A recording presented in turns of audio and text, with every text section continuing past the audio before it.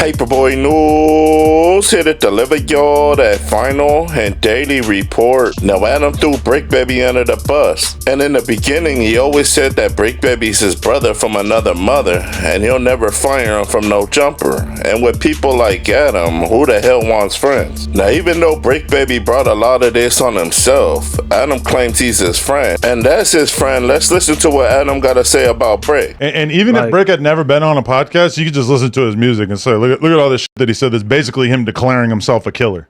Now the way that Adam was talking, he was making it seem as though Bric Baby's washed up and he gonna get a long time. I mean, even though Bric Baby puts himself in a lot of stupid situations, you said he's his friend, and you basically highlighting everything that law enforcement should look into if they hem him up again. Saying is that, like, let's say tomorrow Bric gets hit with another indictment and it's like, oh, we think Bric Baby killed these 4 people.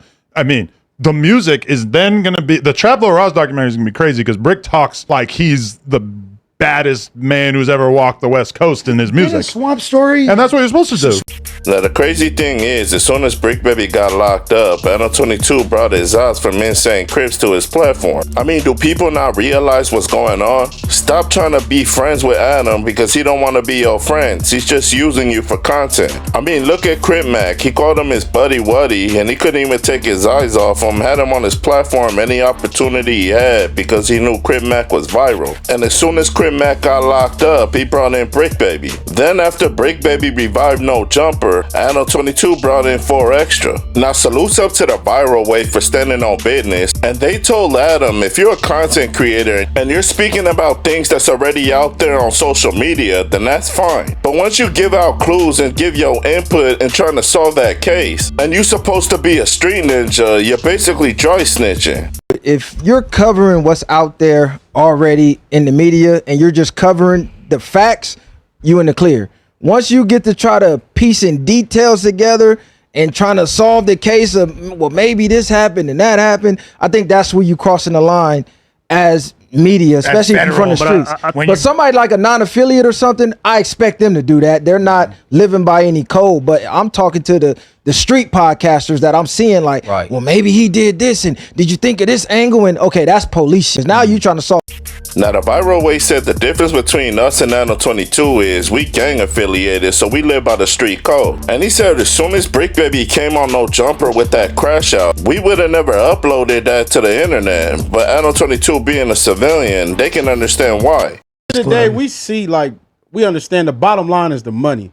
So at the end of the day, like you just said, if they come on here and you ask them certain questions and they're dumb enough to speak on that, yeah, it's partly their fault, but you don't think the questions you ask are strategically bringing certain things about them? Well, it's not like I could have even asked about that since I didn't know anything about it. Now my question to Adam is, if it don't make dollars, it don't make sense. And he just admitted that a lot of his videos that got viral views on it, it's not even worth anything due to demonetization.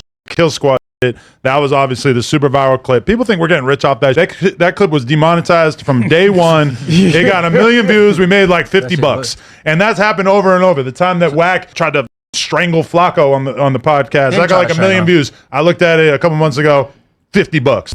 Now, Loose Cannon called Dano 22 and was basically talking about criminal activities online, and salutes up to the Insane Crips, because they basically told Dano 22 as well as Loose Cannon, y'all can do that all y'all want, just not when we around. Now, the way Loose Cannon be calling in every day, he ain't stressing about nothing. And we all knew Dano 22 was a snitch, but at the end of the day, he's a civilian. And if you talk around him, that's your fault. But salutes up to the Insane Crips for standing on business, and shout outs to the Viral Way podcast. But y'all like, share, and subscribe to the channel. Y'all let me know what y'all think down in that comment section. Paperboy News stand. Y'all be safe and stay dangerous out there. Count.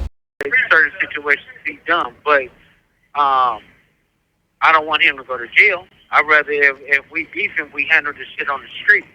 Why is Cuz on the phone saying that? Yeah, I don't know if you should say hang that. Hang up, Cuz. Hang up. Like, hang up, bro. Y'all, you doing crazy now, Cuz. Hang up. Like, I don't want him to go to jail. You get what I'm saying?